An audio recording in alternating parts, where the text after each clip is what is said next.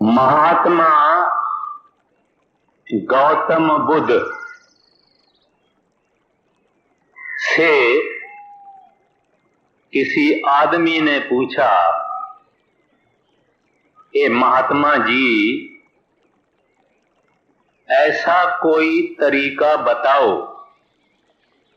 जिससे आदमी की मौत न आवे,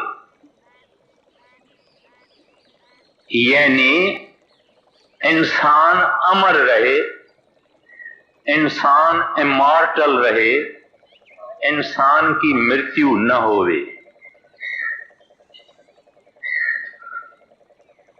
गौतम बुद्ध ने कहा, भाई उसका तरीका है। वो बहुत खुश हुआ। उसने सोचा कि महात्माओं के पास अजीब और गरीब तरीके होते हैं, और अभी आप कहते भी हैं कि हाँ उसका तरीका है, और अभी वो सुनाते हैं, तो वो बड़े ध्यान से और गौर से सुनने लगा। महात्मा बुद्ध ने जवाब दिया, सदा अमर रहने का एक ही तरीका है कि जन्म मत लेओ, यानी जन्म ही नहीं लेओ तो तू मरेगा ही नहीं। वो बड़ा हैरान हो गया। कहता जन्म तो ले चुका हूं, जन्म तो ले चुका हूं, फिर क्या होगा? कहते फिर मरना जरूर होगा। तो गुरु नानक साहब जी महाराज ने इसका एक स्पष्ट जवाब फरमाया है। कहते हैं, मुइया जित घर जामिया तित जीवतियां मन मार। कहते हैं, ऐ इंसान, अगर तू अमर रहना चाहता है तो जहां तुमको मर के जाना है वहां तुम जीते जी मर के जाओ। जहां तुम मर के जाना है वहां तुम जीते जी मर के जाओ। इस तरह से कबीर साहब फरमाते हैं, मरता मरता जग मुआ, साचा मुआ न को, दास कबीरा यूं मुआ, बहुर न मरना होए। कहते हैं, सारी दुनिया मरती है लेकिन साचा कोई नहीं मरता। अगर साचा मरने की इसको टेक्निक आवे, तरीका आवे, विधि आवे, तरतीब आवे, तो बहुर न मरना होए। कहते हैं वो आदमी फिर नहीं मरेगा। तो आज हालांकि ये मरने की जो विषय है ये प्लेजेंट नहीं है। लोग कहते हैं भाई सब बातें सुनाओ, सुनेंगे, मगर मरने की बात मत सुना। मरने की बात से हम डरते हैं। जब कोई मरा हुआ आदमी जाता है, उसको सिर लोग कंधे पर उठा के ले जाते हैं, तो हम अपनी शक्ल इस तरफ कर देते हैं। हम उनको देखना नहीं चाहते हैं।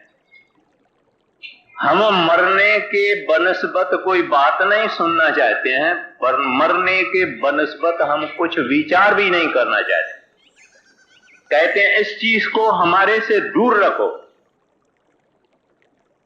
लेकिन ये इंसान की नादानी है, क्योंकि इस संसार में अगर किसी चीज का पक्का भरोसा है कि वो आएगी और होएगी और जरूर होएगी, तो वो इंसान की मौत है। एक दिन जरूर हर एक को मरना पड़ेगा। इस सिचुएशन को फेस करना पड़े। अनटड है और कोई इससे बच नहीं सकता।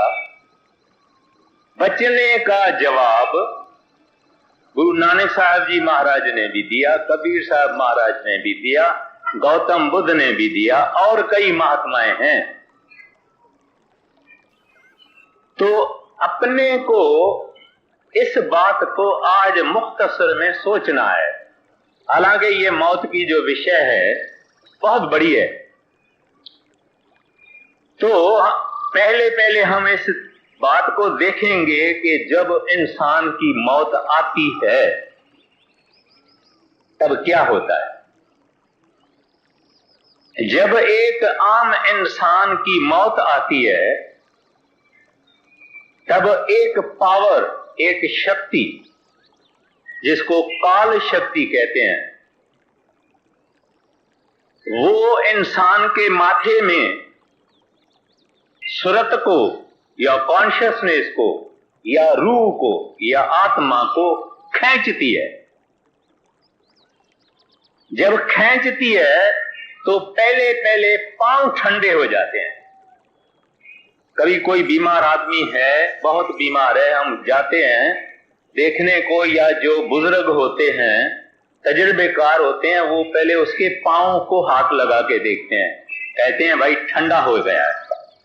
हाथ और पांव, ये जो शरीर की एक्सट्रीमिटीज है, यानी जो शरीर के की आखिरें हैं, ये यहां पांव और ये टांग और पांव और हाथ, इनको देखते हैं। अगर ठंडा हो गया तो ये निशानी है कि उसकी आत्मा, रूह, कॉन्शियसनेस, सुरत खिंची जा रही है। फिर ये टांगें बिल्कुल खाली हो जाती है और बाहें बिल्कुल खाली हो जाती है, और फिर इसी तरह से आहिस्ते आहिस्ते उसकी कमर और पीठ और गर्दन तक वो मर जाता है। फिर भी इस हिस्से के अंदर उसकी सुरत है, उसकी आत्मा है। फिर यहां गर्दन को भी छोड़ती है, फिर आंखों को छोड़ के फकत यहां आके जमा होती है और आखिर यहां से निकल जाती है, और हम कहते हैं कि मर गया। फिर उस आदमी का या मुंह फट जाता है, या आंख फट जाती है, या गुदा से कुछ डिस्चार्ज हो जाती है, किसी न किसी तरह से कुछ न कुछ होता ही है। अच्छा, ये मौत भी 4-5 नमूने से होती है। जैसा जैसा आदमी, जैसे उसके विचार, जैसा उसका परमात्मा का प्यार और दुनिया का प्यार, उसके अनुसार उसकी मौत होती है। जो संत जन हैं या संतों के भक्त हैं, जो रोज भजन करते हैं, सिमरन करते हैं, और ये ही नमूना मरने का, अपनी मर्जी से मरते हैं, वो अंदर से अपनी रूह को ले जाते हैं। वो आंखों से नहीं, नाक से नहीं, कान से नहीं, मुंह से नहीं, नीचे के जो 2 दरवाजे हैं उनसे नहीं, अंदर से ही ले जाते हैं। बाकी आम आदमी कभी आंख से, कभी कान से, कभी नाक से, कभी मुंह से, कभी गुदा के 2 दरवाजों से उनकी रूह चली जाती है। खैर, अब जब एक सत्संगी की मृत्यु आवे या गैर सत्संगी की मृत्यु आवे, तो घर वालों को क्या करना है? घर वालों को उसको, अगर वो नाम जप रहा है, अगर वो भजन करने वाला है, अच्छा भजन करने वाला है, तो उसका सतगुरु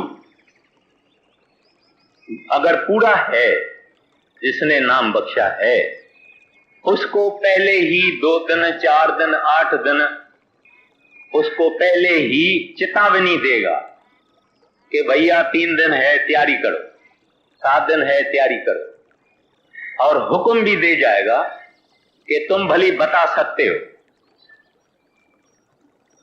अगर बहुत भजन नहीं करने वाला है फिर भी उसने अपनी बहुत कोशिश की है और शरीर का अब तक कुछ हिस्सा खाली कर चुका है, तो गुरु महाराज अंदर दर्शन भी देते हैं, शब्द भी खुल जाता है, और कभी बाहर कहने की इजाजत देते हैं और कभी कहने की इजाजत नहीं देते। मगर अगर सत्संगी होके इसने भजन नहीं किया, खूब दुनिया के शौक किए हैं, तो भी उसकी गुरु संभाल जरूर करता है, मगर वो चुप जाएगा, शांत जाएगा, कहेगा नहीं। गुरु आएगा जरूर। बड़े महाराज जी फरमाया करते थे कि अगर गुरु मरने के वक्त न आवे तो उसको दूरों सलाम करना, गुरु करने की कोई जरूरत नहीं।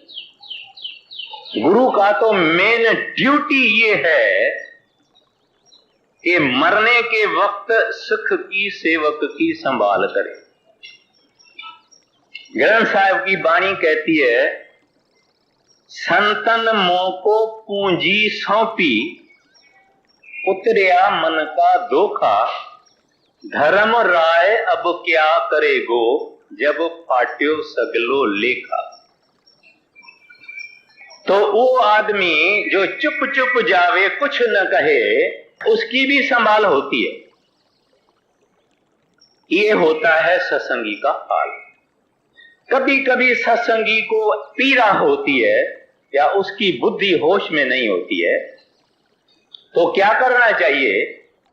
उस वक्त उसको सिमरन करवाना चाहिए, उसको याद दिलाना चाहिए कि भाई तू अपना हमारी चिंता नहीं करो, महाराज जी को याद करो, गुरु को याद करो, तुमको नाम सिमरन है, याद है, तू 5 नाम याद है, सिमरन करो, गुरु का ध्यान करो, हमारी चिंता नहीं करो। ऐसा उसको गुरु के तरफ उसका ख्याल लगाना चाहिए।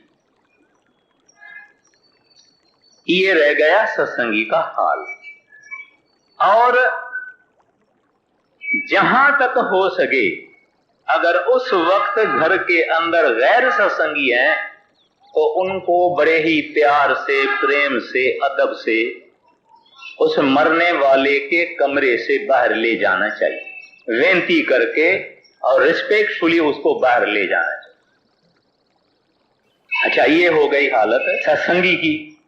गैर सत्संगी भी अगर हो, जिसको पूरे गुरु ने नाम नहीं दिया है, आम तो क्या होता है कि आदमी का मरने का समय होता है तो खासकर औरतें, नहीं तो बहुत सब लोग रोना, पीटना, चिल्लाना शुरू कर देते हैं, हाय हाय करना शुरू कर देते हैं, जिससे मरने वाले का नुकसान होता है। माफ करना, मैं जो ये आज विषय ली है, इसमें लोगों को कुछ लोगों को थोड़ा सा डर होता है। कभी वो कहते हैं पता नहीं इसने आज क्या लिया है विषय, तो वो जो टाइम आता है उसी गैर सत्संगी को भी आगे भी उस रोना, चीखना, चिल्लाना, हाय हाय करना नहीं चाहिए। उस वक्त उसकी रूह निकल रही है, उस आदमी को कहना चाहिए तू भाई हमारी फिक्र नहीं करो, एक दिन मरना जरूरी है, मालिक सबकी संभाल करता है, तुम परमात्मा को याद करो, हरि को याद करो, गोविंद को याद करो, वागुरु अकाल पुरख को याद करो। और मरने से वो कंफ्यूज हो जाता है, वो घबरा जाता है, और उसकी आत्मा का सिमटाव यानी जो खेच है वो बड़ी तकलीफ से होती है। अच्छा, फिर कुछ लोग हैं जो सोचते हैं कि मुर्दे को एकदम जमीन पर रखना चाहिए और दीवा भी जलाना चाहिए और क्रियाकर्म भी करना चाहिए। जहां तक सत्संगी का सवाल है, उसके आगे दीवा रखने की कोई जरूरत है नहीं। ये रस्म कहां से आई है? कि जब भी आदमी मरता है, नौ द्वारा छोड़ के आगे जाता है, तो उधर उसको ज्योति दिखाई देती है अंदर। जो भी भजन करके अंदर जाएगा उसको अंदर ज्योति दिखाई देगी। इस वास्ते सब गुरुद्वारों में, ठाकुर द्वारों में, चर्चों में, चाहे यहूदियों के चर्चों में, सब जगह ज्योति जरूर होती है। तो उस वक्त जो परमात्मा का प्यारा है, जिसने दुनिया में नेक काम किए हैं, शुभ काम किए हैं, अच्छे अच्छे काम किए हैं, किसी को तकलीफ नहीं दिया है, ईमानदारी की चाल जिसकी है, जो भला आदमी है, उसको तो उसकी तो रूह समटा होके देखती है। जो गुरु का भक्त है उसको तो अंदर ज्योति आती है। तो बाहर जो ज्योति है इससे कुछ बनता नहीं, ये ज्योति अंदर की ज्योति से वास्ता है। सत्संगी के आगे ज्योति होने की कोई जरूरत नहीं, और सत्संगी के आगे रोना भी नहीं। चाहे गैर सत्संगी हो तो उसके भी आगे रोना नहीं चाहिए। बड़े महाराज जी फरमाया करते हैं कि जब कोई आदमी मर जाता है तो उसको याद करके या उसकी हाजिरी में मरना, रोना, चिल्लाना, हाय हाय करना, आप उसके दुश्मन हैं। अगर कोई आदमी रिश्तेदार के मरने पर हाय हाय करता है, रोता है वगैरह, और उसके मरने के बाद भी रोता है, तो वो उसका दुश्मन है। हजूर बड़े महाराज जी एक बात बताया करते थे। भाई मगर सिंह करके एक सरदार साहब था, खुद सत्संगी था और उसका लड़का भी सत्संगी था। उसका जवान लड़का था, वो लड़का गुजर गया। तो भाई मगर सिंह जो था वो भजन भी करने वाला था। उसने सोचा गुरु का भाना है, उसने अपने को धीरज में रखा, रोया नहीं। और उस जवान लड़के को मां भी नहीं थी, मां उसकी पहले ही गुजर गई थी। बहन भरी थी तारू नाम की। उस बहन ने बहुत ही रोया और अपनी छाती को पीटा। जब भी ऐसा परसी करने को लोग जाते हैं तो पीटने वीटने का कहीं रवाज पंजाब और सिंध में तो तो रात को उसका भाई बहन को कहता है, बहन तारू, जितना तुमने रोया है और अपने आप को पीटा है, तू देख मेरा ये चेहरा जो है तुम्हारे पीटने से मेरा लाल हो गया है, और मेरा रास्ता जो रोशनी से भरा हुआ था, तुम्हारे आंसुओं से वो रोशनी कम हो जाती है, मैं आगे नहीं जा सकता। तो जो आदमी मर जाता है, दुनिया में तो एक गलतफहमी ये होती है, अगर कोई रोवे नहीं तो आम आदमी कहेंगे ये देखो पत्थर दिल आदमी है, उसको मरने वाले की कोई फिक्र नहीं थी, जैसे कि बैठे हुए थे तैयार कि ये मर जावे। तो इस वास्ते कई लोग रोना नहीं भी आता है तो रोते हैं, बहुत कुछ होता है। कहने का मतलब ये है कि रोने से जो आदमी मर गया है उसका बहुत नुकसान होता है, वो चाहे सत्संगी होवे चाहे गैर सत्संगी हो। एक पादरी था, प्रीस्ट, वो अपने मां को बहुत ही प्यार करता था, और इतना मां को प्यार करता था कि उसने शादी भी नहीं। उसकी मां बूढ़ी हो गई बहुत, और वो बेचारी मर गई तो इसका मां में बहुत मोह था और बहुत रोता था, बहुत मां को याद करता था। एक दिन उसकी मां उसको सपन में आती है, क्या देखता है कि मेरी मां, उसकी पीठ दिखाई देती है, और हाकर लोग हैं ना, जहां वो पानी वाले पानी उठाते हैं या छोले उठाते हैं, चने उठाते हैं, तो यहाँ एक बड़ी लकड़ होती है और उसमें वो सामान उठा के चलते हैं। वो देखता है कि एक बड़ी लकड़ है मेरी मां के गर्दन पर, और उसमें 2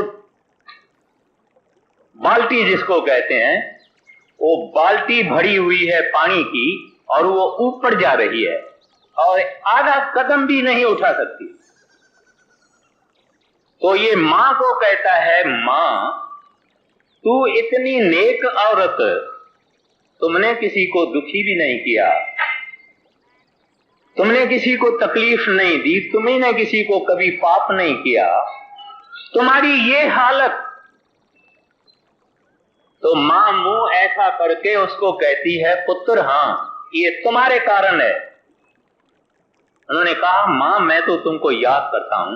बोलती है, इस वास्ते मेरी ये हालत है, ये जो 2 बाल्टी पानी की भरी हुई है ये तेरी आंसू है और ये मुझे उठानी पड़ती है और इसके कारण मैं आगे नहीं चल सकती। तो ये रोना धोना जो आदमी मर जाता है उसके लिए ठीक नहीं है। फिर तीसरी बात ये होती है कि हम क्रियाकर्म जो करते हैं, सत्संगी को इजाजत है, मगर क्रियाकर्म से जो मर गया है उसको कोई फायदा नहीं होगा। ये एक रस्म है, सिखों की अपनी है, हिंदुओं की अपनी है, आर्य समाजियों की अपनी है, मुसलमानों की अपनी है, सबकी अपनी है। और फिर लोग कुछ गीता पढ़ते हैं, कुछ ग्रंथ साहिब पढ़ते हैं, कुछ नामे मेले के श्लोक पढ़ते हैं, कुछ नासकेत, कुछ मार्कंडे पुराण पढ़ते हैं, कुछ गरुड़ पुराण पढ़ते हैं। इस्लाम के भाई साहब फतुआते मक्की पढ़ते हैं, अपना अपना सबका रवाज है। तो ये जितने किताब हैं जो लोग मरने के वक्त पढ़ते हैं या 12 दिन के बाद भी पढ़ा जाता है, भोग रखा, अखंड पाठ रखा जाता है या 12 महीने के बाद रखा जाता है, ये हम लोग जाके सुनते हैं, वो भी एक रस्म है। उधर भाई पढ़ता है, भाई यानी पाठी ग्रंथी पढ़ता है और हम लोग वहां आपस में बातें करते हैं, आपस में हम बातचीत कर रहे हैं, वहां भाई साहब पढ़ता है, हम सुनते नहीं। और हमारे हृदय के भी हृदय में ये विचार है, वो मर गया, अपना क्या है, अपन तो दुनिया के साथ अपनी लगन लगी हुई है, ऐसा यानी अंदर में यही ख्याल है। इस वास्ते हम सुनते भी नहीं। अभी संतों ने, महात्माओं ने, ये जो ऋषियों ने, मुनियों ने रिवाज रखा है कि उस वक्त में ये धर्मी पुस्तक, मजहबी पुस्तक पढ़ने चाहिए, ये इस वास्ते ही रखा है, ना कि भाई पढ़े, पाठी पढ़े, पंडित पढ़े और हम सुने ही नहीं। इस वास्ते रखा है कि हम सुने, हम समझें और विचारें। क्योंकि ये जितने सब किताब है, इन सब किताबों के अंदर हम लोगों के लिए ही हिदायतनामा है। वो हमको सोचना चाहिए, विचारना चाहिए और उसके अनुसार दुनिया में चलना चाहिए। क्योंकि अगर हम मरने से पहले ये चीज पढ़ें और सोचें और विचारें तो मरने का समय दुख कष्ट का समय नहीं होगा। तो आज मैंने ये वाणी ली है ग्रंथ साहिब की, जो कि चेतावनी की वाणी है। उसमें तीसरी पातशाही हम लोगों को एक बड़े ही सुंदर नमूने से, महासुंदर नमूने से हमको चिताते हैं। कहते हैं अपने शरीर के जुदा जुदा हिस्सों को, लेकिन हमारे लिए नसीहत है। और ये जो गुरु अमरदास साहब जी महाराज तीसरी पातशाही, चाहे गुरु नानक साहब जी से, चाहे कबीर साहब, जितने ये महात्मा ऊंच कोटि के महात्मा है, और इन्होंने जो ये वाणी रची है, ये उन्होंने नहीं रची है, सतपुरुष ने उनके मुखारविंद से कही है। उन्होंने नहीं कहा है, सतपुरुष ने कहा है, और हम लोगों के सावधानी के लिए कहा, ताकि हम जागृत हो, हम अवेकन हो, हमारी होश हो जावे, हमारी आंखें खुले। क्योंकि ये चीज जरूर एक दिन आने वाली है। हजूर महाराज जी ने से किसी आदमी ने पूछा कि सच्चे पातशाह, हम सारा दिन अगर मरने का ही विचार करेंगे तो दुनिया में हम काम क्या करेंगे? सारा वक्त डर लगा हुआ होगा कि मरेंगे मरेंगे मरेंगे, कल न मरे, परसों न मरे, मरेंगे मरेंगे मरेंगे, फिर काम क्या करेंगे? महाराज जी ने कहा, मैं ऐसा नहीं कहता हूं, मैं ये कहता हूं जीने की आशा रखो, मरने की तैयारी रखो। Hope for the best and prepare for the worst. क्योंकि कुछ लोग बोलेंगे ये पेसिमिज्म है, और आदमी को ऑप्टिमिस्टिक होना चाहिए। न पेसिमिस्टिक होना चाहिए न ऑप्टिमिस्टिक होना चाहिए, रियलिस्टिक होना चाहिए, क्योंकि ये चीज एक दिन आने वाली है। यहां हम इतने बैठे हुए थे, हैं, चार बरस पहले यहां हमारे ही कांग्रीगेशन से, ऑडियंस से कई लोग चल बसे हैं। 4 बरस के बाद और कई लोग चल बसेंगे, और 4 बरस के बाद और कई लोग चल बसेंगे। तो इसके डर के हम कहीं भाग नहीं सकते हैं, इसका सामना करना है।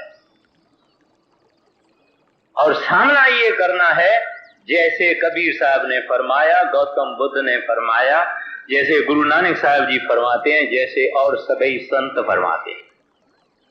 तो ये चेतावनी का शब्द है, मैं अर्ज कर रहा हूं। कहते हैं, ऐ मन प्यारिया। अभी गुरु अमरदास साहब जी, वो तो मालिक खुद, उन्होंने तो प्रभु को प्राप्त किया था, वो वाहगुरु रूप थे। लेकिन हमारे लिए ये वाणी कहते हैं, और इस ढंग से कहते हैं, ऐ मन प्यारिया तू सदा सच संभाले। कहते हैं, तू याद करता है दुनिया के सब फानी चीजों को, तेरे हृदय में सिमरन है फानी चीजों का जो सच नहीं है। सच को आम आदमी कहते हैं सच कहना, तो स्पीक ट्रुथ, मगर यहां ट्रुथ सच कहना नहीं है, यहां ट्रुथ वो है the eternal, the ever lasting, the immortal. वो ट्रुथ है, वो परमात्मा है, वो रब है, वो वाहगुरु अकाल पुरख है, वो अल्लाह है, वो गॉड है, वो हरि है। कहते हैं तू सदा सच संभाल, मगर हमारी हालत ये है कि सदा कूड़ संभालते हैं। यार, दोस्त, स्त्री, मित्र, पुत्र, धन, माल, सब कुछ जो है वो कूड़ है। कूड़ का सिमरन, कूड़ की जपनी, कूड़ की याद, सब कूड़ ही कूड़।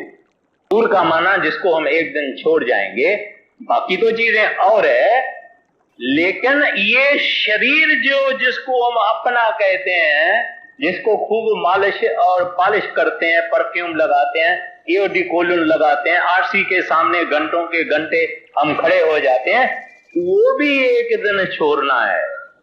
कहते हैं बाहर की और चीजों को तो छोड़ दे, your very body is perishable and is one day bound to go. इस वास्ते कहते हैं नहीं। देखिए आगे क्या कहते हैं, ऐ मन प्यारिया तू सदा सच संभाल।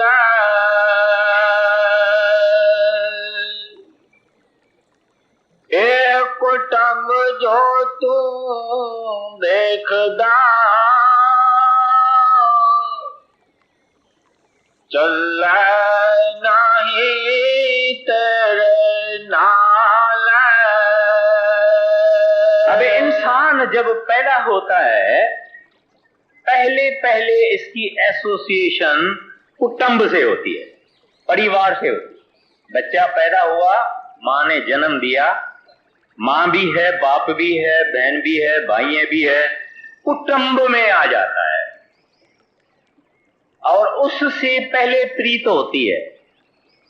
बच्चे छोटे को भी मालूम ये है कि पप्पा है, ये मम्मा है, ये पप्पा है, ये मम्मी है। छोटे बच्चे को मालूम पप्पे के पास भाग के जाएगा, मम्मी के पास भाग के जाएगा, मगर दूसरा कोई कहेगा बेटा इधर आओ, नहीं, पहले नहीं आएगा। जब तक हमको उनको खिलाएंगे पिलाएंगे, चॉकलेट देंगे, कुछ देंगे, ऐसा ऐसा आएगा, वरना नहीं। तो इसका जो मोह है, जो इसका अटैचमेंट है, जो इसकी एसोसिएशन है, ये शुरू कुटुंब से होती है, परिवार से होती है, फैमिली से होती है। क्योंकि पहले वो कांटेक्ट में फैमिली के आता है, तो हमारा कुटुंब के साथ बहुत मोह होता है। तो कहता है एक कुटुंब तू जे देखदा चल नाही तेरे नाल। कहते तुम्हारी इतनी गहरी मोह लगन जो कुटुंब के साथ है, ये तेरे नाल चलने वाला नहीं। चाहे आदमी जब मरता है, बड़े से बड़ा डॉक्टर होवे, MRCPOs होवे, इंग्लैंड सारी दुनिया के सब इम्तिहान पास करके आया हुए, लेटेस्ट में लेटेस्ट उसके पास मेडिसिन होवे, वो कुछ नहीं कर सकता। डॉक्टर बेचारे को खुद मालूम है कि दवा तो मैं देता हूं, लेकिन ठीक करने वाली कोई और पावर है। जो भी ऑब्जेक्टिव हैं डॉक्टर अपनी अप्रोच में, उनको ये मालूम है भाई हम दवाई भी देते हैं, परख भी करते हैं, सब करते हैं, लेकिन जो शक्ति आदमी को ठीक करने वाली है वो कोई और है। तो कहते हैं ये कुटुंब तेरे साथ प्यारा नहीं चलेगा, तुम इसके साथ इतनी दोस्ती रखी है। आगे है मन प्यारे तू सदा साच संभाल,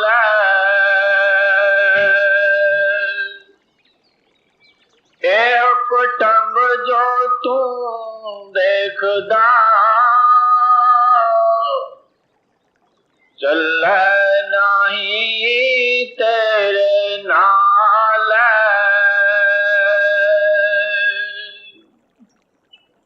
साथ तेरे चल नहीं तिस नाल क्यों चितलाइया, ऐसा कम मूल ना कीजिए जित अंत पछताइया। एक आदमी था, उसके घर के नजदीक में एक दरख्त के नीचे एक साधु आ गया। साधु शाम को थोड़ा सा सत्संग करता था। वो आदमी, जवान आदमी, वो उस साधु के पास जाके ठहरता था, उसकी थोड़ी सेवा वेवा करता था। एक दिन साधु से बातचीत चली तो साधु ने सत्संग में कहा कि भाई इस दुनिया में दोस्ती रखने के काबिल कोई चीज नहीं है, एक हरि से और गोविंद से दोस्ती रखनी है, क्योंकि वो ही अंत के समय में हमारा साथी होता है और कोई हमारा साथी होता नहीं। तो वो जवान साधु को कहता है, साधु महाराज मैं अपनी बीवी को इतना प्यार करता हूं और वो मेरे को इतना प्यार करती है कि हम मरेंगे भी दोनों साथ, जिएंगे भी साथ, जाएंगे भी स्वर्ग में साथ, और वो मेरे से वफादार है और मैं उसके साथ भी वफादार। और ये बात मैं आपकी नहीं मानता हूं। वो मेरे बगैर खाना नहीं खाती है, मैं उसके बगैर खाना नहीं खाता हूं। चाहे रात उसको मैं 12 बजे घर में आता हूं तो वो खाना नहीं खाती है। और स्त्री और पुरुष का प्यार आपस में बहुत ही डिवाइन है। साधु ने उसको कहा भैया तुम ये बात छोड़ दो, मैं कहता हूं एक हरि से दोस्ती रखना चाहिए। उसने कहा ये बात मैं नहीं मानता। बोले अच्छा तुमको मैं एक बात कहता हूं करो तो मैं तुमको दिखा दूं कि तुम्हारा और स्त्री का आपस में प्यार कैसा है। कैसा है भाई दिखाओ। बोले कि मैं तुम्हारे को एक बूटी देता हूं, जड़ी बूटी देता हूं, पाउडर की एक पुड़िया देता हूं, तू क्या करना कि दूध में पी के और सो जाना तो तू मर जाएगा, मगर सचमुच नहीं मरेगा, तेरे जितने भी निशान हैं ये मरने के ही हो जाएंगे। बोले फिर? ये तो मैं मरना तो नहीं चाहता हूं। बोले कि नहीं, तू मेरा सेवक है, मैं आऊंगा तेरे को, फिर मैं दूसरी पुड़ी मुंह में डालूंगा, तेरे को ठीक करूंगा, तू घबराओ मत, मगर तू देख ले। कहता ठीक है साधु महाराज। वो बेचारा रात को दूध में पी के और सोया और 2 घंटे के बाद मर गया। तो एक टांग उसकी यहां चली गई, दूसरी टांग यहां चली गई, वहां चली गई, इस तरह से उसके वकड़ हो गए शरीर के। इसकी बीबी ने बहुत चिल्लाया, रोया, पड़ोसियों को इकट्ठा किया, सब कुछ किया। हाय घोड़ा जो होती है वो इसकी बीबी ने की। अभी सुबह का टाइम हुआ, सब पड़ोसी आ गए, रिश्तेदार आ गए, सब कुटुंब परिवार के आदमी आ गए। बोला भाई अभी इसको उठाएंगे। उठाएंगे, ठीक है।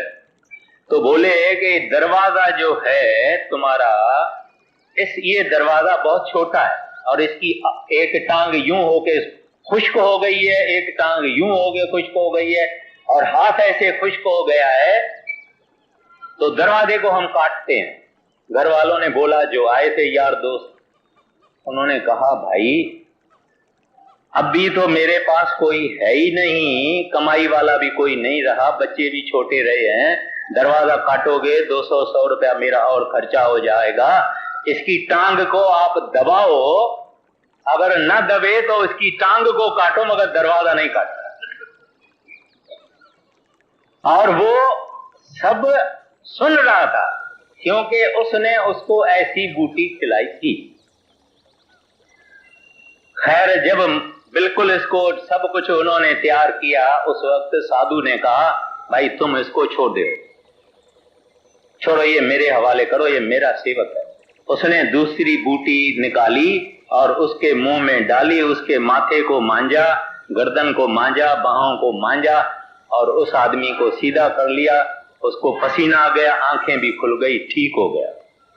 ठीक होके साधु को कमर में हाथ डाल के बोलता है चलो, बोलता है चलो, मैंने देख लिया कि इस संसार में कोई किसी का है नहीं। जिसको मैं इतना प्यार देता था, अपनी जिंदगी का हिस्सा समझता था, उसको दरवाजा मेरे से प्यारा था। इस वास्ते मैं अभी चला, इस घर में नहीं ठहरता। साधु ने कहा नहीं, तुमको घर में ही ठहरना है, बाल बच्चों की परवरिश भी करनी। इतना भी तुम सोच ले हो कि इस संसार में हमारा नाता स्वार्थ का है और मतलब का है, और अपना टाइम परमात्मा के बंदगी में रोज दिया करो। तो इस वास्ते ग्रंथ साहब की बानी कहती है, इक्कस हर के नाम बिन अगे लई एक होए। कहते हैं तुम्हारे मरने से ही पहले ये तुम्हारे से नाता काट लेते हैं कि ये खत्म हो गया। तब पूछते हैं कि हुंडियां कहाँ है, पैसे कहाँ है, तिजोरी की चाबियां कहाँ है। वहां डॉक्टर ने जवाब दिया है कि 24 घंटा ये आदमी जिंदा है। उसके बाद में ये बिल्कुल इंक्वायरी शुरू हो जाती है कि माल सामान कहाँ रखा हुआ है। और गुरु नानक साहब जी महाराज कहते हैं, ये तो 5वीं पातशाही की बाणी है, इक्कस हर के नाम बिन। कहते हैं एक हरि के नाम की बंदगी के बगैर अगे, कहते हैं मरने से पहले, अगे लई एह खोए, तुमको खो बैठते हैं। They decide in their mind that he is no more, he is going to go away, और प्लानिंग शुरू हो जाती है मन। तो गुरु नानक साहब जी महाराज कहते हैं, नानक कचड़ियां स्यों तोड़। कहते हैं ऐ प्यारा, ये दुनिया के नाते कच्चे हैं। कचड़ियां स्यों तोड़, ढूंढ सजन संत पकियां। कहते हैं संत ही पक्के नाते हैं, इनको तुम्हारे से कुछ नहीं चाहिए। ढूंढ सजन संत पकियां, वो मुया दे विछड़े, वो मुया न जासी छोर। वो जीवन दे विछड़िए, वो मुया न जासी छोर। कहते हैं वो जीते जीते, तुम्हारा सांस अभी चलता है, तुम्हारे को वो लोग अपने मन में डिसाइड कर लेते हैं कि खत्म है। और वो घर वाली कहेगी कि बच्चों को खिला दो 12 घंटा, फिर खाना ही नहीं होगा। इसमें किसी स्त्री का दोष नहीं है, किसी पति का दोष नहीं है, ये संसार का सब नाता ऐसा है। तो कहते हैं ढूंढ सजन संत पकियां, कहते हैं किसी संत की तलाश करो, उसका नाता पक्का है, यहां साथ है, मरने के समय साथ है, मरने के बाद भी साथ है। साथ तेरा चल नहीं इस नाल क्यों चितलाई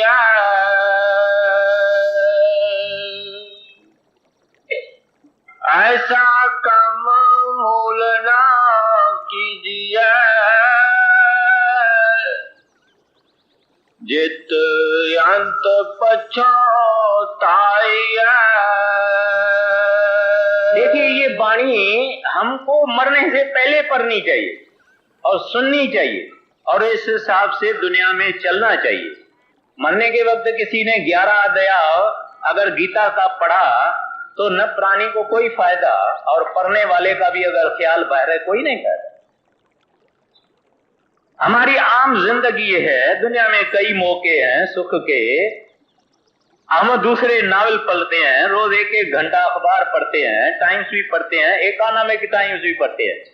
इस चीजों के लिए हमारे को बहुत फुर्सत है, मगर इन चीजों के लिए हमको फुर्सत नहीं है जो चीज हमारे काम की है। तो क्या फरमाते हैं, ऐसा कम मूले न कीजिए, कहते हैं ऐसा काम नहीं कर।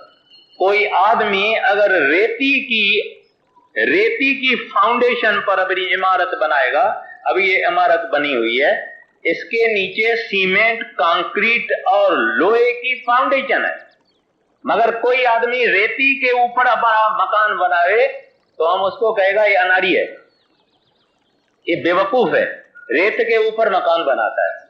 लेकिन वो तो मामूली अनाड़ी है, हमारे जैसे कोई अनाड़ी नादान हो ही नहीं सकता है, क्योंकि हम रेती के ऊपर सारी चीज बनाते हैं।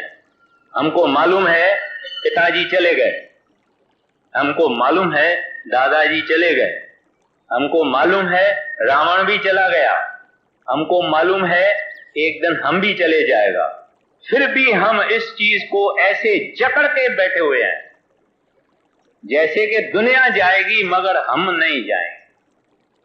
इससे बढ़कर और एक नादान आदमी संसार में कौन होता है। कहते हैं जित अंत पछताइए।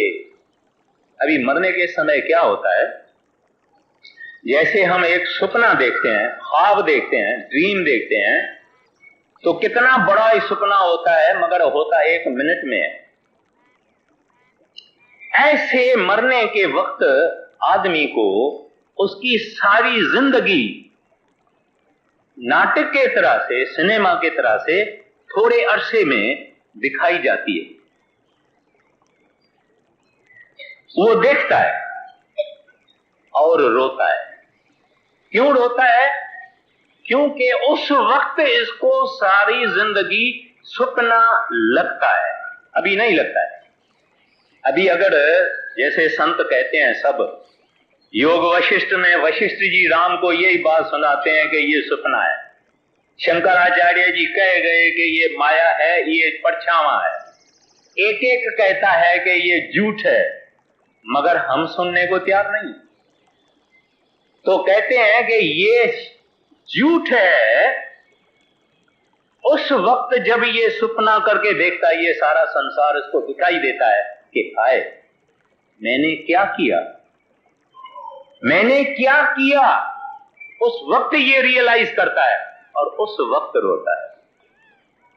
अब उसका बैलेंस अगर 50 लाख रुपया भी है, 50 करोड़ रुपया भी है, इसके काम का नहीं जो इसने पाखंड से, फरेब से, धोखे से जमा किया, इसके काम का कुछ नहीं। बच्चे बच्चे खड़े हैं, लड़कियां खड़ी है, सब खड़े हैं, इसके काम का कुछ नहीं। देखिए क्या इससे सच ए स्ट्रेंज सिचुएशन।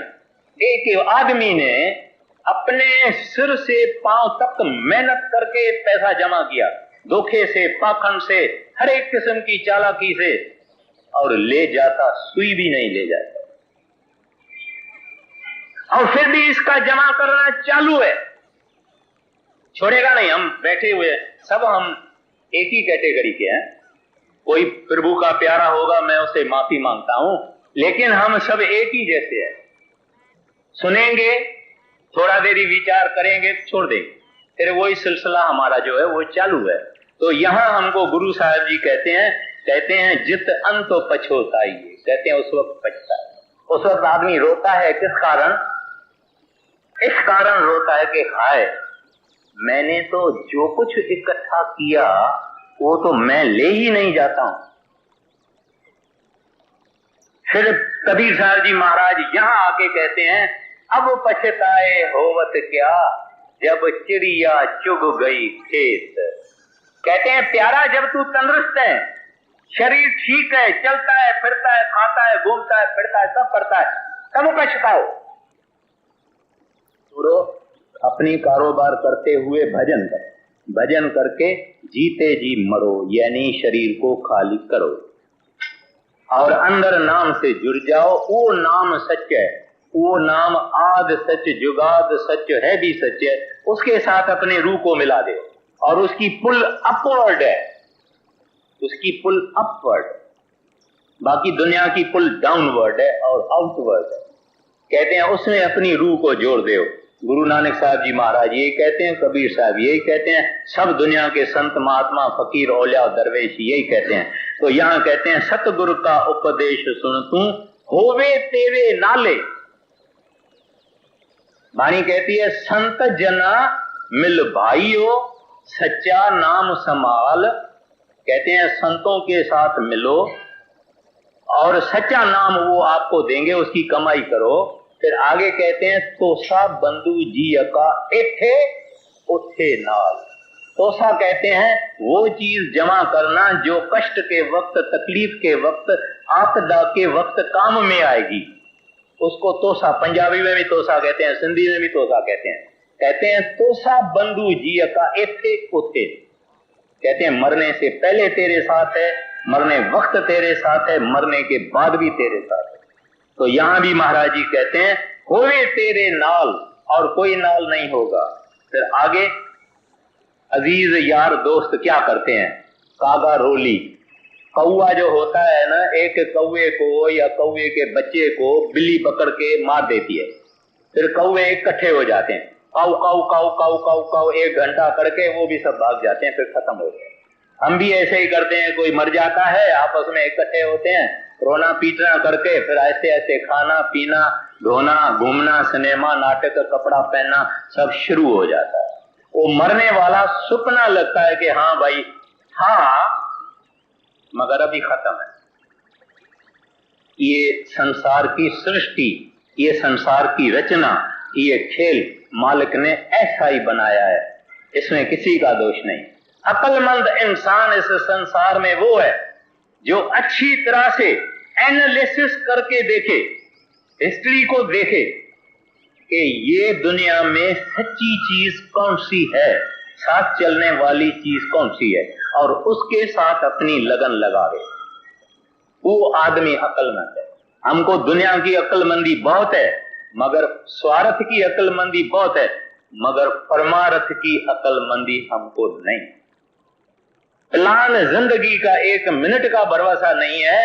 गवर्नमेंट 5 वर्ष का प्लान बनाती है, 5 ईयर प्लान बनाती है, मगर हमको तो 1 सदी का प्लान बना देते हैं कि 100 वर्ष का भी हम प्लान बना देते हैं, क्योंकि मरने का कभी विचार आता ही नहीं है। आखिर में कहते हैं कहे नानक मन प्यारे तू सदा सच संभाले। इस वास्ते ऐ मन, ऐ प्यारा, तू सच से दोस्ती रख, तू नाम से दोस्ती रख, तू वागुरु से दोस्ती रख, उस अल्लाह से दोस्ती रख, रब से रख, हरि से रख, गोविंद से रख, परमेश्वर से दोस्ती रख, जो तेरे काम आएगा, जो तेरे साथ भी आएगा। हाँ, कह नानक मन प्यारे तो सदा सच संभाले,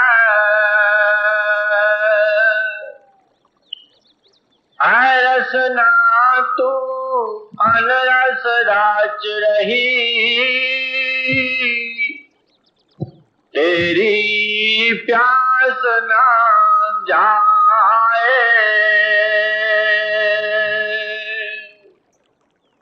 प्यास न जाए हो कित जितर हरस पल न पाए। अब गुरु अमरदास साहब जी महाराज हमको ये जुबान जो है, इस जुबान को कहते हैं और साथ में हमारे अंदर जो ख्वाहिश करने की ताकत है उसको भी कहते हैं, क्योंकि हमारी ख्वाहिश हमेशा लज्जत के लिए होती है। कहते हैं, ए रसना, ए मेरी जुबान, तू अनरस राच रही।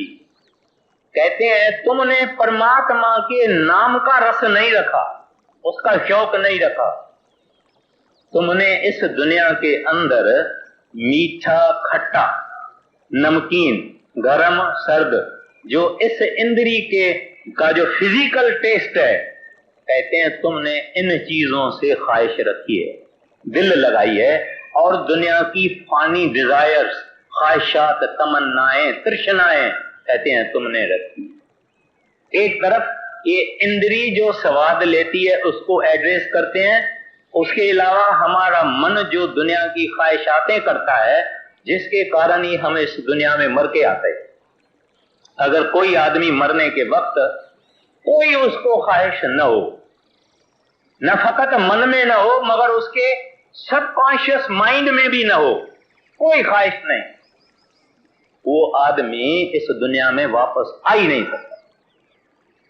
हम इस दुनिया में मां जो है वो औरत होके आती है, औरत मां होके आती है भाई। वही आदमी अपना पोता बन के आ जाता है, अपने पुत्र का पुत्र बन के आ जाता है, अपने कुटुंब में ही अक्सर आ जाता है। जिसके साथ वो अटैच्ड है, जो जो ख्वाहिश उसके मन में डोमिनेटिंग है, वो ख्वाहिश लेके इसकी आत्मा यहां आ जाती है।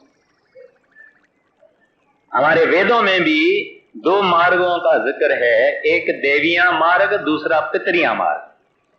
वो क्या होता है, हमारी आत्मा या अन्न के जरिए या फल फ्रूट के जरिए, चांद के जरिए, कई ऐसे फल फ्रूट खाना वगैरह है जिसको चांद की रोशनी से पकते हैं या रसते हैं, कई सूरज के जरिए रसते और पकते हैं। गुरु नानक साहब जी महाराज ने भी ये जिक्र ग्रंथ साहब में कहा है और कबीर साहब ने भी कहा है। उस किरणों के जरिए हमारी आत्मा या फल में या अनाज में आती है, वो हम खाते हैं। माता की रज, पिता की वीरज, इससे फिर आदमी बनता है, वो रूह ये वेस्ट करके आती। गुरु नानक साहब जी महाराज ने कहा है, जेते दाने अन्न के जिया बाजन कोई। कहते हैं जितने अनाज के दाने हर एक के अंदर जीव है। तो कहने का मतलब ये है कि ये ख्वाहिश जो है हमारी, ये हमारा बड़े से बड़ा बंधन है। अगर एक स्त्री अपने मन के अंदर उसको औलाद नहीं होता है, कोई ऐसा लेने देने की बात है कि औलाद है ही नहीं, मगर अगर वो तीव्र इच्छा रखती है कि मुझे औलाद होना चाहिए, क्यों नहीं मुझे होता है, सारी दुनिया को होता है, मुझे क्यों नहीं होता है, होना चाहिए, अगर इसके अंदर जबरदस्त ख्वाहिश है तो इसको औलाद होएगा, मगर मर के आएगी, जन्म लेके आएगी, फिर इसको होगा। इसी तरह से जो हम ख्वाहिश करते हैं वो हमारे अंदर में बीज बन के हो जाती है, पड़ जाती है, और वो एक दिन फ्रूक्टिफाई होती है। तो यहाँ गुरु अमरदास साहब जी महाराज हमें बताते हैं, हमारा मन जो ख्वाहिशातें करता है, तृष्णा करता है, और ख्वाहिशातें कभी बंद भी नहीं होती है, चलती रहती है। 4 ख्वाहिशातें, तृष्णाएं पूरी हुई और 4, वो 4 पूरी हुई तो और 4। कहते हैं, ए रसना, तू अन्न रस, कहते हैं परमात्मा का रस छोड़ के दूसरा जितना रस है, except the Lord, this mind desires all the joys, all the delights, all the taste of the universe, except the joy of union with the Lord. कहते हैं इसको सब ख्वाहिशें चाहिए, सब स्वाद चाहिए सवाए परमात्मा के। ऐ रसना, तू अनरस राच रही, तेरी प्यास न जाए, and your thirst will be eternal, can not be quenched. ये मन का कानून। 4 ख्वाहिशें हमारी परमात्मा पूरी करता है, 4 और रखिए। एक हांगकांग में ऑफिस है, कहता है भाई फलाने की तो लंदन में भी ऑफिस है, वहां भी हमारी भी होनी चाहिए। फलाने की तो न्यूयॉर्क में भी ऑफिस है, मेरी उधर भी होनी चाहिए। कभी नहीं सोचता है कि मेरे बाल सफेद हो गए हैं, अभी मेरी याद भी कम हो गई है, अभी तो मेरा एक कदम कब्रिस्तान में है, एक कदम बाहर है, पता नहीं काल किस वक्त जाट मारता है। ये इसको कोई क्या, अपनी ब्रांचें खोलता जाता है, ब्रांचें खोलता है।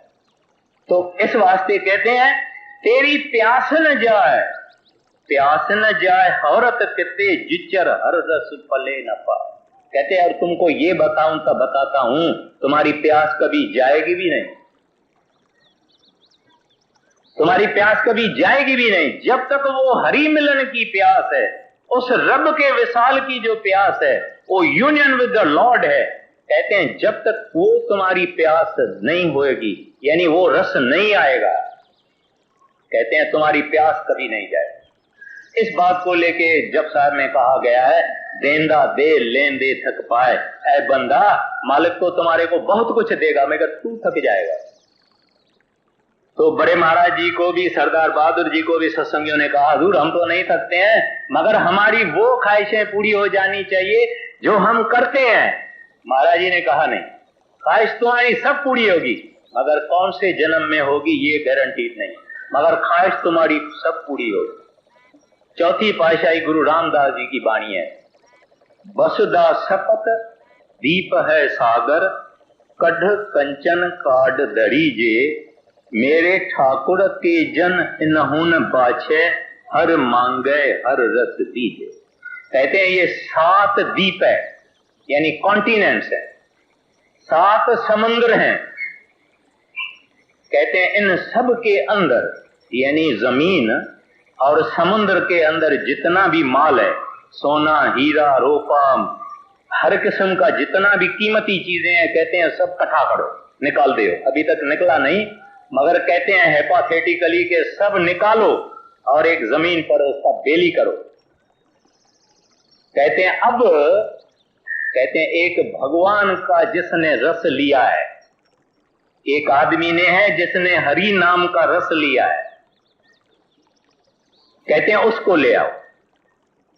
कहते हैं मेरे ठाकुर के जन इन्होंने बाच है। कहते हैं वो कहेंगे हम ये देखना भी नहीं चाहता, जिसने हरि नाम का रस लिया उसको ले आओ, उसको कहो 7 समुद्रों का 7 द्वीपों का ये सामान रखा है, ले आओ भाई। वो कहेगा I don't want to see even, प्यारा मैं इसको देखना भी नहीं चाहता हूं। भाई फिर क्या चाहिए, हर मांगे हर रस दीजे। कहते हैं मेरे को तो वागरू आप ही है, आप मिल गए सब मिल गया, आप मिल गए सब मिल गया, मेरे को आपके सिवा ये सब मट्टी है, धूल है, कोल से है, मुझे इन चीजों की जरूरत नहीं। मगर इतना सोना रोपा हीरे जवाहरात अगर पड़ा हुआ होवे, हमारे जैसा कोई मूर्ख आ जावे, उसको कहेंगे ले भाई जो लेना है, तो वो सब जेब भरेगा, सिर के ऊपर गमेला उठाएगा, सब करेगा, मगर इसकी प्यास नहीं जाए। एक रशिया का हारी, एक किसान फैमिली थी रशिया की, 2 किसान थे, उनको बाप ने जमीन बांट के दे दी, छोटे किसान दे दी। तो एक जो था वो संतोषी आदमी था, थोड़ा बहुत भजन वजन करता था और जो दाल रोटी उसको मिलती थी खाता था, मगर उसकी बीवी बड़ी एम्बिशियस। उसकी बीवी कहती है तू क्या है, सुबह को खाता है पीता है, थोड़े में खुश है, तुम्हारे भाई ने देखो जायदाद 6 गुना कर दिया है और तू ऐसा ही बैठा है। इस तरह से बीबी ने उसको खूब रंग लगाया लोभ का। जब उसको खूब रंग लगा तो वो बीबी को बोलता अच्छा तू गहना वहना सब बेच दे, मेरे को सोना दे तो मैं दूर में बहुत बड़ी जमीन लेता हूं। तो रशिया में एक ऐसा हिस्सा है जमीन का जहां नोमैड लोग रहते हैं, जो एक थां पे नहीं रहते हैं, घूमते रहते हैं, फिर वापस आते हैं, घूमते रहते हैं। वहां गया, उसके मुखी को जो पंच था उसको जो रिश्वत दिया, उस पंच ने कहा अच्छा भाई हम आपको बड़ी जमीन देंगे। बोले कितनी देंगे? बोले तुम हम सुबह को 7 बजे मेरे सब जितने जात के आदमी हैं हम यहाँ इकट्ठे होंगे। तुम दौड़ना तुम जितना बड़ा तुमको दौड़ना है दौड़ के वापस यहाँ आ जाना। जितनी जमीन के इर्द गिर्द में तुम दौड़ के आएगा वो पूरी जमीन तुम्हारी है। उसने कहा भाई ये तो कमाल है, मेरे को तो बोला लकी स्ट्राइक हो गया ये। बोला अच्छा भाई ठीक है 7 बजे कल आ जाएगा। 7 बजे वो बेचारा दौड़ना शुरू किया, उसने बड़ा राउंड मारा। पानी उनको लोगों ने कहा पानी पियो, बोलता है पानी पीने में जो टाइम जाएगा वो तो मैं एक एक कर दौड़ के आऊंगा। पानी भी नहीं पिया, दौड़ के अपना जो पॉइंट है उसके नजदीक आया। लोगों ने तालियां बजाई कि बहुत इसको मिलेगा। जब अपनी पॉइंट पे वापस आया वहां इसकी आंखें बंद हो गई, हार्ट टूट गई, कोलैप्स हो गया, गिर गया।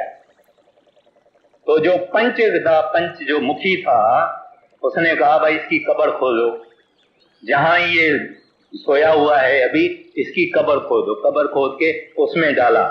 कहता है इसको इतनी जमीन की जरूरत थी, 6 फुट बाय 2 फुट की जरूरत थी, इससे ज्यादा जरूरत।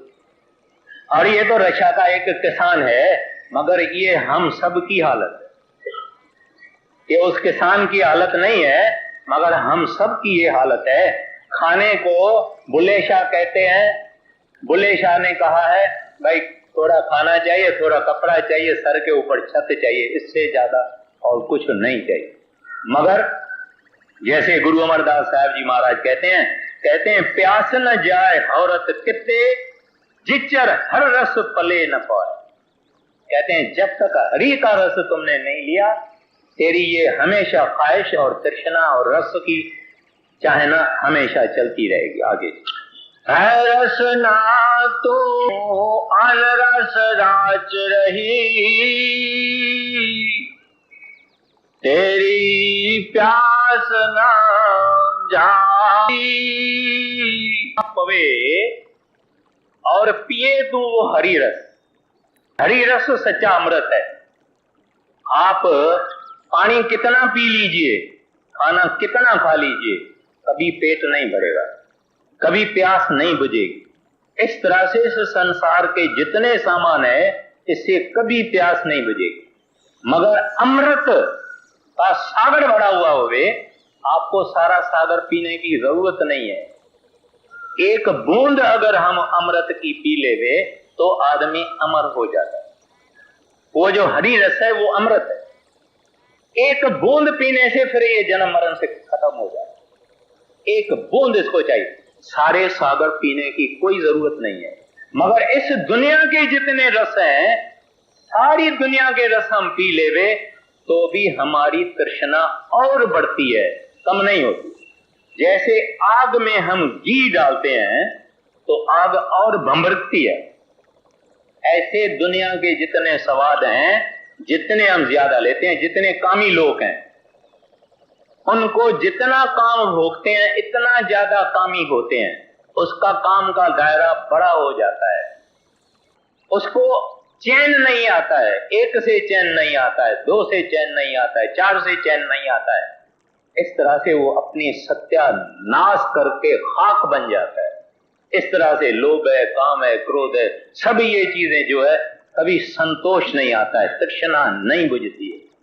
तो यहां गुरु साहब जी महाराज फरमाते हैं, कहते हैं पिए हर रस बहु न तृष्णा लागी आए। कहते हैं अब उससे पूछो कुछ चाहिए, नो। और भाई कोई ख्वाहिश है, कोई चीज चाहिए, नो। एक औरत थी, उसने मेरे को अपने मुंह से बताया।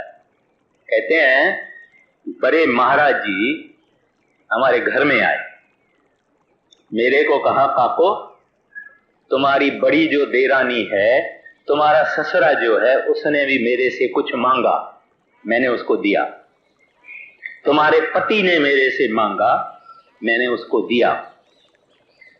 तुम्हारी बड़ी देवरानी ने मेरे से कुछ मांगा, मैंने उसको दिया। उसके बाद जो दूजी है उसने मांगा, मैंने उसको दिया। तुमने काको मेरे से कुछ नहीं मांगा है और तू मांग। और जरूर मांग। बीबी मुझे कहती है कि माला जी ने इतनी हमारे ऊपर दया की है, बच्चे हैं, औलाद है, तंदुरुस्ती है, खुशियां है, धन है, सब है। कहती है फिर मेरे मन में ख्याल आया कि महाराज जी जो चीज मैं मांगती हूँ वो आप देंगे। कहता हाँ वो सिलाए तो मैं तो कहता हूं कि जरूर मांगता हूं, मैंने तुम्हारे सब फैमिली मेंबरों को दिया।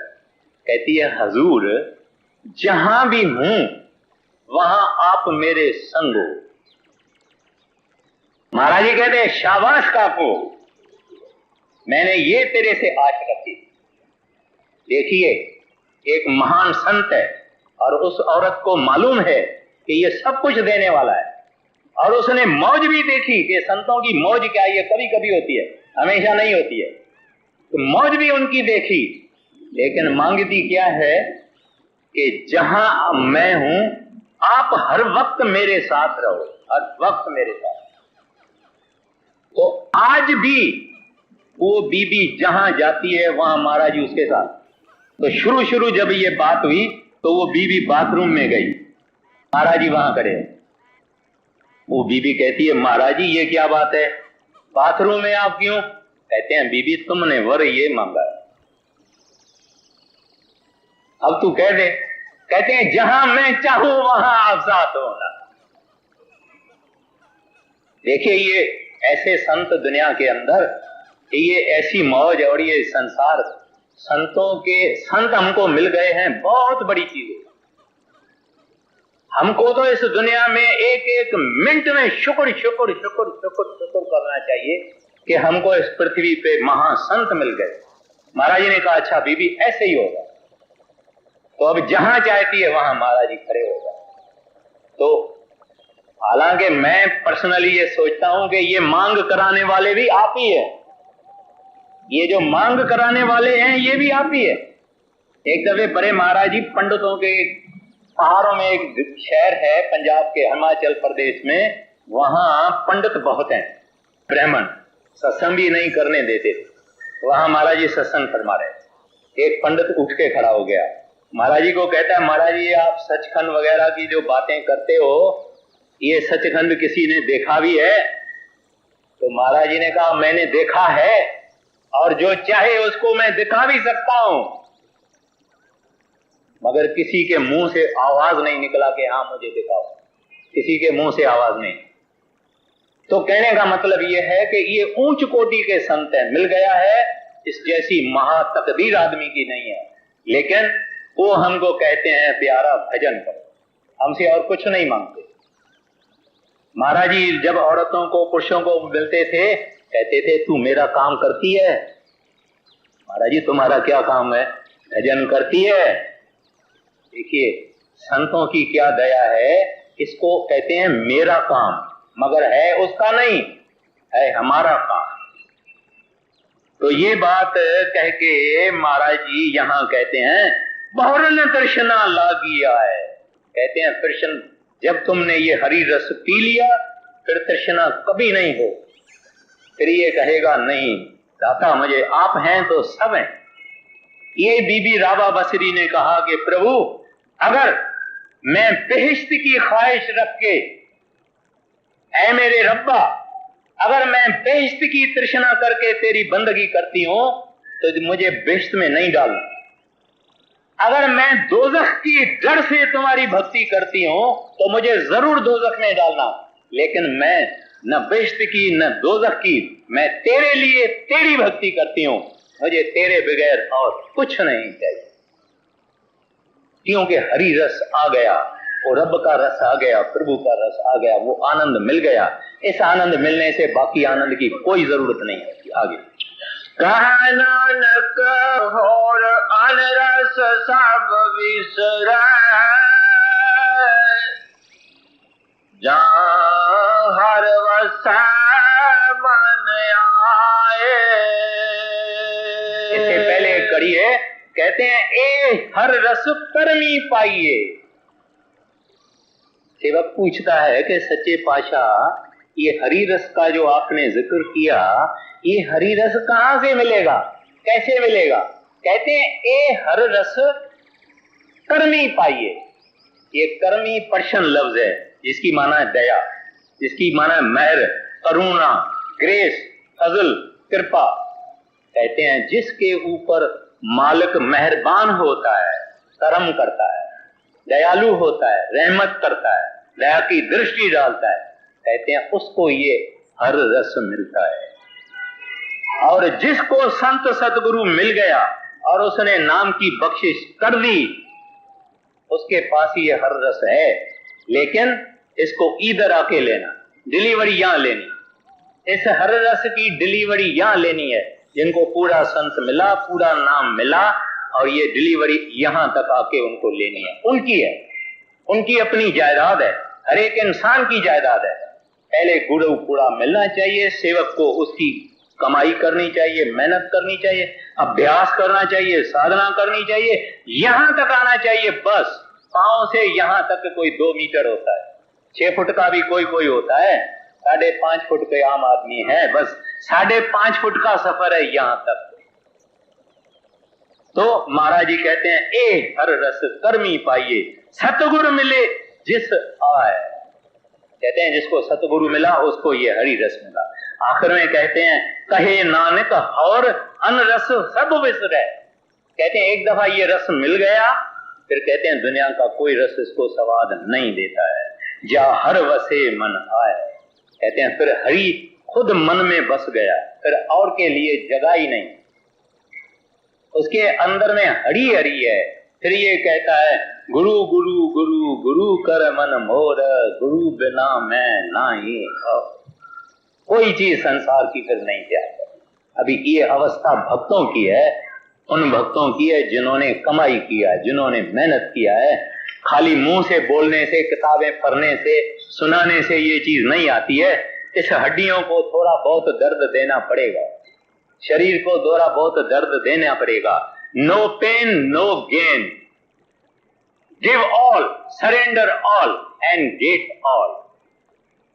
जब वाणी ग्रंथ साहब की कहती है तन मन धन सौंप गुरु को हुक्म मनिए आइए, कहते हैं तू प्यारा सब कुछ अपना मुझे दे दे, मैं तेरा ही हो जाता हूं। इस वास्ते संत सृष्टि की कारोबार चलाने वाले, क्योंकि परमात्मा ने अपने कारोबार चलाने उनको दे दिए। राम के घर के बीच काम सब संत ही करते, कहते हैं वो संत बनना है, मगर ये अपने को मेहनत करनी पड़ेगी। इस वास्ते आपको भी मैं कहता हूं और मेरे अपने को भी कहता हूं, अपने को ज्यादा कहता हूं कि हमको भजन करना चाहिए, भजन करना चाहिए, भजन से शौक रखना चाहिए, भजन से शौक रखना। नानक होय अनरस सब विसरै, जहाँ हर वसा